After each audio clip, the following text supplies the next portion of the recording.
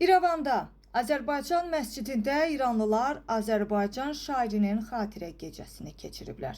18 noyabr tarixli və gündəm xəbərinin efirində bir xəbər diqqətinizə çatdırırıq. Belə ki, İrəvandakı qədim Azərbaycan memarlıq abidəsi olan Göy məsciddə kitab və mütaliə gün münasibəti ilə Azərbaycanın dahi şairi Nizami Gəncəvinin irsinə həsr olunan uydurma İran ədəbi irsi adlı sərgi keçirilib.